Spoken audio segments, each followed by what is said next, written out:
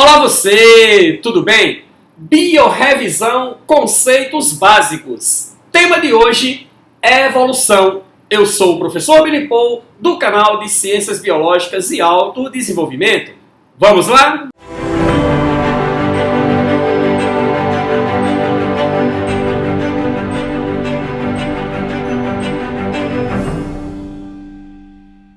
Conceitos básicos, evolução, em nossa biorrevisão de hoje. Lembrando a você de dar aquele tradicional stop no vídeo e na descrição e baixar o PDF com as questões, de modo que você possa acompanhar a revisão de modo mais objetivo e bem mais eficiente. Ok? Ok! Voltando então. Primeira questão da nossa biorrevisão de conceitos básicos, explorando evolução. E a primeira colocação é: as mutações podem ser favoráveis, indiferentes ou desfavoráveis, dependendo do ambiente em que vivem os organismos mutados. Absolutamente correto. As mutações são acontecimentos casuais que ocorrem no material genético dos indivíduos, caracterizado por erro de pareamento de bases nitrogenadas na molécula de DNA. Essas informações novas que surgem por essas mutações, elas podem ser favoráveis, não é a grande maioria, que a maioria das informações são deletérias, prejudicam os indivíduos da próxima geração. Mas algumas poucas, por acaso, têm mais lógica do que a instrução original. E através da seleção natural, isso termina ajudando a evolução da vida. Quando essas mutações são selecionadas desta forma, dizemos que a seleção foi positiva.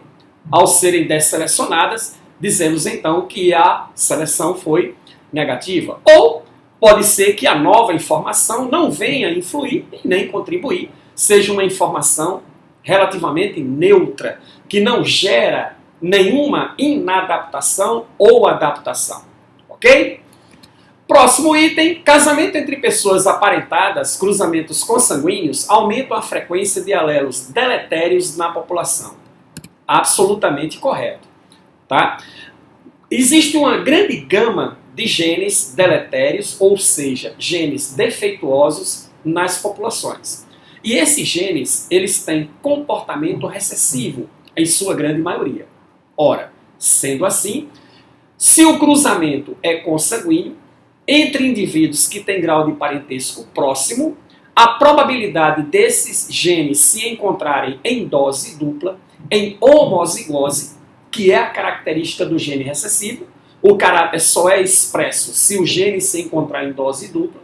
Ora, é muito mais fácil esse encontro num casamento consanguíneo do que em um casamento entre pessoas onde não há grau de parentesco. Então, a afirmativa está verdadeira. A seleção natural atua sobre a diversidade genética interespecífica. Os indivíduos mais bem adaptados ao ambiente são selecionados. Olha só, no que ele falou em interespecífica, ele está se referindo a espécies diferentes. Na verdade, a seleção natural atua sobre uma diversidade genética intraespecífica, porque a seleção natural atua especificamente em uma população. E aí, dentro dessa população, surgem indivíduos bem melhores adaptados. E quem tem essas adaptações serão selecionados positivamente. Então, não atua sobre a diversidade genética interespecífica, atua produzindo seus efeitos na diversidade genética intraespecífica, que envolve populações, ok? Ou melhor, uma população específica, um processo de seleção, outra população específica, outro processo de seleção, ok? A semelhança entre a estrutura interna da asa do morcego e do membro superior humano é indicativa do tipo de evolução denominado convergência adaptativa. A alternativa está incorreta, porque não é convergência adaptativa, é um caso de irradiação adaptativa. O que tem em comum morcegos e humanos? Ambos são mamíferos. Então, as suas estruturas anatômicas dos membros referidos da alternativa, tá? Eles refletem homologia, ok? Homologia, ou seja, órgãos de mesma origem embrionária, embora desempenhem diferente função. Braço do homem é uma adaptação à apreensão e a asa do morcego uma adaptação ao voo, mas são estruturas homólogas. Existe ancestralidade comum entre os indivíduos envolvidos, sendo, portanto, uma irradiação adaptativa. Ok? O que aconteceu? Nós tínhamos um grupo de indivíduos iguais que migraram para ambientes diferentes, sofrendo isolamento geográfico, processo de cladogênese. E aí, condições ambientais diferentes, né? Você tem indivíduos iguais, inicialmente, sendo submetidos a condições ambientais diferentes. Ao longo do tempo vão se tornando diferentes, mas guardam uma ancestralidade comum, partindo do grupo original de milhares de anos atrás, ou milhões de anos atrás, digamos assim. Ok? Então isso aí é um caso de irradiação adaptativa. Adaptação é o conjunto de características de uma espécie que contribui para a sua sobrevivência e reprodução num determinado ambiente. Absolutamente correto. Charles Darwin disse exatamente isso, que aqueles que são mais adaptados têm maiores chances de crescer, se desenvolver, reproduzir e deixar um maior número de descendentes. Então está absolutamente correto o conceito de adaptação. A divergência principal entre as teorias de Lamarck e Darwin está na causa das variações dos seres vivos. Enquanto Lamarck diz que o meio causa as variações, Darwin afirma que o meio as seleciona. Afirmativa também absolutamente correta. Para Lamarck, o indivíduo se modifica para se adaptar ao meio. Para Darwin, o indivíduo já é modificado, o meio apenas seleciona. Essa é a principal diferença entre a ideia de Lamarck e a ideia de Darwin. Nunca esqueça disso. Ok? Para Lamarck, quando o ambiente pressiona, o indivíduo se modifica para adaptar. Para Darwin, quando o ambiente pressiona, quem apresentar a característica favorável, então será selecionado. Não entendeu bem? Exemplo. O gafanhoto é verde porque vive na grama ou vive na grama porque é verde? Se você analisar pelo ponto de vista clássico darwiniano, o gafanhoto vive na grama porque é verde. Pelo fato dele ser verde, ele é então selecionado pela grama verde. Ele possui a característica adaptativa. O meio ambiente então faz a seleção positiva. No que você afirma que não, o gafanhoto vive na grama, aliás, tornou-se verde e viveu na grama. Aí é a ideia de Lamarck. Outro exemplo, os cactos vivem em ambientes secos porque não têm folhas, ou eles não têm folhas porque vivem em ambientes secos? Eles vivem em ambientes secos porque não têm folhas. Eles têm a característica adaptativa que os permite sobreviverem muito bem a ambientes secos, caracterizando então a planta xerófita. Entendido? Parta do princípio que o indivíduo tem que apresentar a adaptação favorável para que o ambiente então faça a seleção. Professor, de onde vêm então essas modificações? Ora, mutações e recombinações gênicas, que são os fatores que produzem variabilidade genética. Não é isso mesmo? Próximo item, o acaso pode provocar alterações significativas na frequência de diferentes alelos, verdade? As mutações ocorrem de modo casual, tá? Informações que surgem dessas mutações podem ser selecionadas positivamente a nível de seleção natural e a partir do momento que uma característica é selecionada, outra é desselecionada. Aqui é selecionada, ok? Os alelos tendem a aumentar a sua frequência na população, os alelos selecionados, e os desselecionados diminuem a sua frequência na população. Então o acaso pode provocar alterações significativas na frequência de diferentes alelos, sim, esses alelos mutantes que surgem, caso a informação seja uma informação que adapta, o meio ambiente fará o resto, provocando então a sua seleção. É isso? O termo coevolução é usado para descrever casos onde duas ou mais espécies afetam a evolução uma das outras reciprocamente. Certíssimo. Muito comum nas relações ecológicas de predatismo. Então você tem uma presa e você tem um predador. Ok? E aí, o que é que acontece? Somente as presas mais eficientes na arte de escapar às investidas dos predadores conseguirão sobreviver por mais tempo. Irão reproduzir e deixar mais descendentes. Somente os predadores mais eficazes na arte de caçar conseguirão se alimentar mais abundantemente, sobreviver por mais tempo, reproduzir e produzir indivíduos também com essas características adaptativas. Então, a atividade presa-predador, você vê claramente que somente os melhores adaptados, os mais aptos em fugir ou em caçar, vão conseguir sobreviver por mais tempo no meio ambiente. Então, as duas espécies envolvidas coevoluem, ou seja, evoluem juntas. Beleza? Próximo item, Jean-Baptiste Lamarck acreditava que os organismos mais simples se transformariam por meio de recombinação dos genes em organismos mais complexos. Ora, falso. Jean-Baptiste Lamarck jamais escreveria uma frase utilizando esses termos, falando em recombinações de genes, tá certo? Então, tá falsa, consideravelmente, a alternativa. De acordo com a teoria da seleção natural proposta por Charles Darwin, as variações favoráveis tendem a se manter ao longo das gerações e as desfavoráveis tendem a ser eliminadas. Exatamente.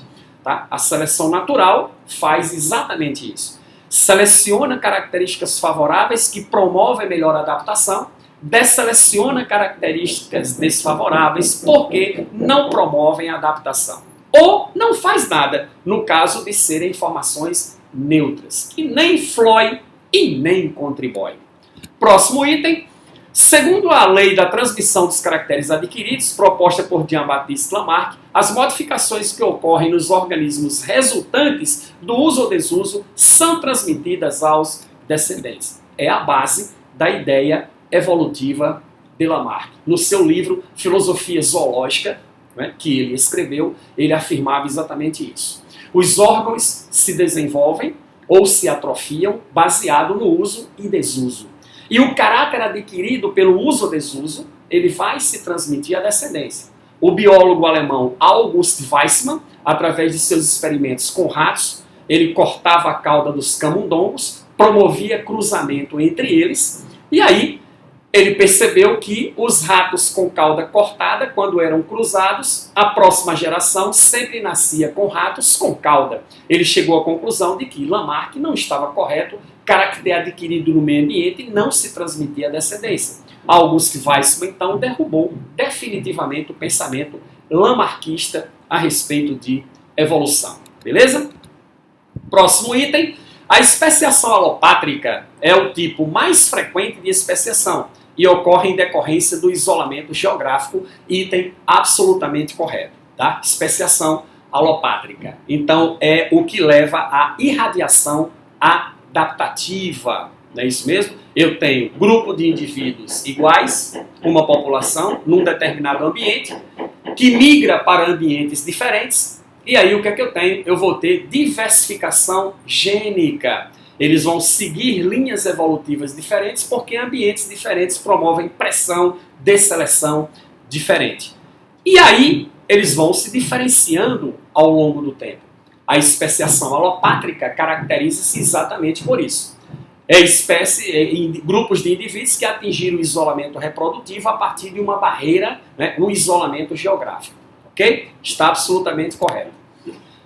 Próximo item, a especiação simpátrica é aquela que ocorre sem que haja separação geográfica. Nesse caso, duas populações de uma mesma espécie vivem em uma mesma área, mas não ocorre cruzamento entre as populações. Absolutamente correto aí o termo, chama-se especiação simpátrica ou processo de evolução por anagênese.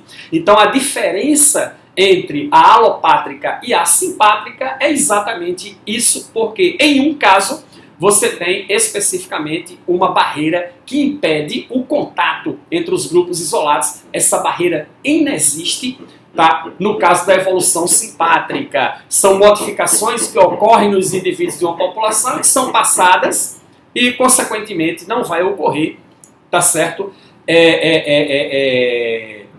Não é isso que eu quero dizer. Nesse caso, não está ocorrendo, aliás, isolamento entre os dois grupos. E o processo evolutivo de especiação está ocorrendo ali dentro daquela mesma condição ambiental, caracterizando então a especiação simpátrica. A seleção direcional favorece um único fenótipo, e nesse tipo de seleção o alelo mais vantajoso aumenta de frequência ao longo das gerações, absolutamente correto. A seleção direcional é a seleção que promove o quê? Promove o privilégio de um dos tipos extremos. Então, por exemplo, você tem bactérias resistentes a antibióticos, bactérias sensíveis a antibióticos. O que é que acontece então? O efeito dos antibióticos nas bactérias fazem com que as resistentes sejam selecionadas positivamente e as sensíveis sejam desselecionadas, no caso, seleção negativa. Então você tem o privilégio aí no processo seletivo de um dos extremos, que representa o caráter da população, resistência e sensíveis, no caso do nosso exemplo. Na seleção natural estabilizadora, o tipo mais comum de seleção, o fenótipo intermediário, é favorecido, sendo as formas extremas eliminadas da população, absolutamente correto. Tá? Se eu tenho o favorecimento do caráter intermediário, então eu tenho seleção estabilizadora. A média normal de peso considerada para recém-nascidos da espécie humana é entre 3 e 3,5 kg. Mas sabemos que existe um certo percentual de recém-nascidos que nascem com um peso bem maior que esse, ou que nascem prematuros com um peso bem menor, de entre 3 e 3,5. Okay? Então esses são os extremos. Mas o ideal é o quê? Entre 3 e 3,5, eu estou tendo aí um processo seletivo da média do caráter. Seleção estabilizadora. A seleção natural disruptiva, observa-se que os extremos são favorecidos em comparação com os intermediários. Isso é a seleção de ambos os extremos. Darwin, nas Ilhas Galápagos, ele analisou os tentilhões e percebeu que aves que tinham bico fino e longo se alimentavam porque comiam larvas de insetos que eram depositados em buracos cavados nos troncos das árvores por pica-pau, então eles conseguiam pegar essas larvas e se alimentar. Existia uma outra variedade de pássaro, dos tentilhões, que tinha bico curto e grosso, e alimentava-se de sementes duras. Batia nas sementes para quebrar a casca e comer o miolo. Ele percebeu isso aí. Mas aqueles animais que tinham um bico de formato intermédio, não era fino nem era grosso, não era flexível, não era muito duro, esses aí não conseguiam se adaptar muito bem e tinham a tendência natural de migrar. Então você percebe que o caráter intermédio ele está sendo desselecionado, a seleção, portanto, é disruptiva. Não é a seleção mais comum. A seleção mais comum é a direcional. Mas se eu tenho o favorecimento dos fenótipos extremos, em detrimento do caráter que representa a média, então eu vou ter exatamente essa situação de seleção disruptiva. Beleza? A irradiação adaptativa corresponde ao surgimento de espécies em diferentes ambientes, a partir de um ancestral comum. Neste caso, as espécies apresentam estruturas anatômicas análogas. Olha só, tudo certinho, menos uma coisa. As estruturas anatômicas que esses indivíduos vão apresentar não são análogas, são estruturas homólogas. Na irradiação adaptativa, o que é que eu tenho? Indivíduos iguais, submetidos a ambientes diferentes, tornando-se diferentes, guardam, portanto, ancestralidade comum.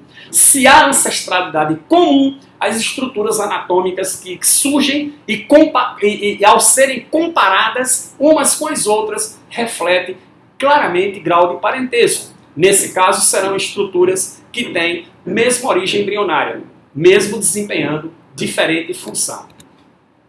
A convergência evolutiva pode ser resumida na adaptação de diferentes organismos a uma mesma condição ambiental, Nesse caso, as espécies diferentes apresentam estruturas anatômicas homólogas. Não, vão apresentar estruturas anatômicas análogas.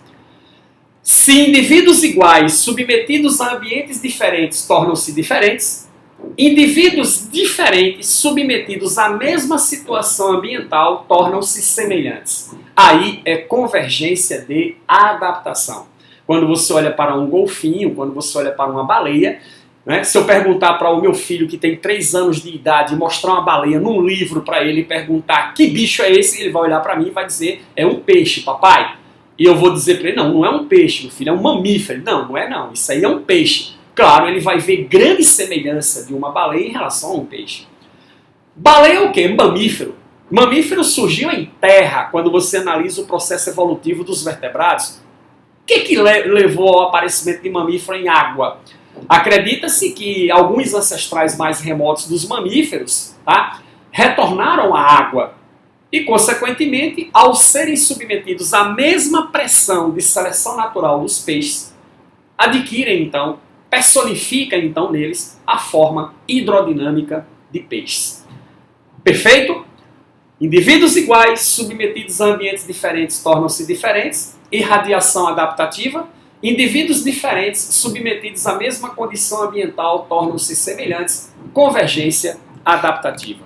Próximo item, melanismo industrial é um fenômeno observado em regiões altamente industrializadas. É caracterizado pelo aumento na frequência gênica de indivíduos com coloração clara. Por isso o termo melanismo não é coloração clara, é coloração escura. Primeiro exemplo citado de melanismo industrial na história evolutiva foi dado por Darwin em 1858, quando ele estava apresentando sua teoria na reunião da Linnean Society of London. Ele, juntamente com Alfred Russel Wallace.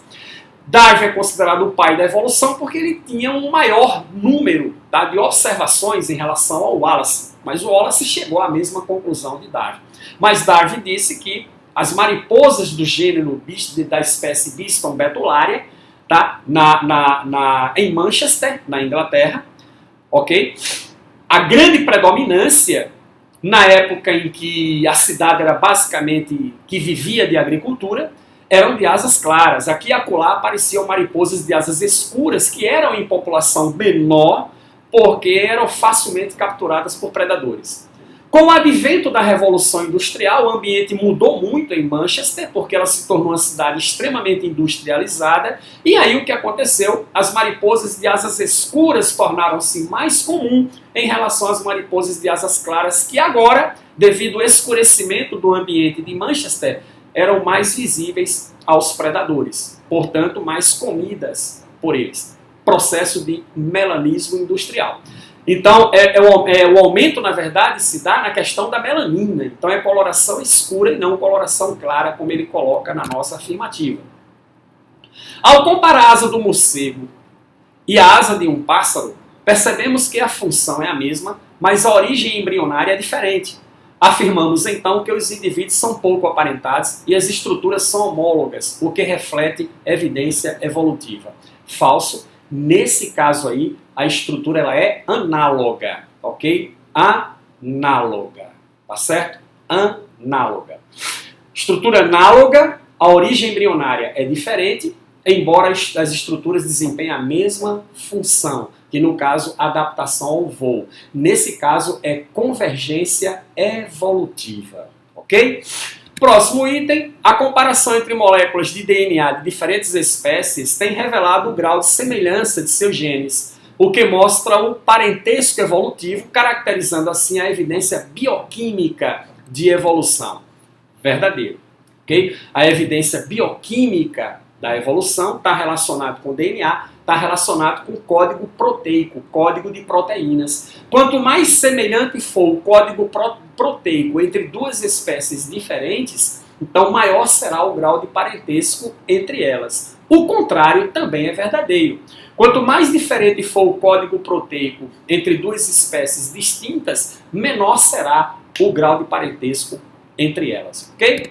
Próximo item, evolução divergente, é o resultado de um processo de cladogênese. caracterizando um processo de especiação simpátrica. Se há cladogênese, evolução divergente, a especiação não será simpátrica, a especiação será alopátrica. Na especiação simpátrica, eu não tenho a separação, eu não tenho a imposição de barreira geográfica, como é no caso da cladogênese, ok? Isso aí é especificamente, né? Se houve cladogênese, significa que houve separação entre os indivíduos envolvidos, então eu estou tendo especiação alopátrica, beleza? Evolução convergente é o resultado de um processo de anagênese, caracterizando um processo de especiação simpátrica. O raciocínio é o mesmo, ok? A evolução não é, aliás, a evolução alopátrica não é alopátrica. Anagênese refere-se à evolução do tipo simpátrica, beleza? O estudo dos órgãos análogos fornece dados importantes sobre o parentesco, caracterizando evidência de evolução. Estudo de anatomia comparada, órgãos análogos, não é evidência evolutiva, não fornece evidência evolutiva. Quem fornece evidência evolutiva são órgãos homólogos. Órgãos homólogos, tá, é o que reflete a evidência de evolução. Por quê? Porque há grau de parentesco entre os indivíduos envolvidos. Tá certo? A homologia sim, mas a analogia não. Entendido? Por quê? Porque nos estudos de evolução não se buscam diferenças, se buscam semelhanças entre organismos que são diferentes. E retornando aqui à questão anterior, só lembrando para você que essa questão da evolução convergente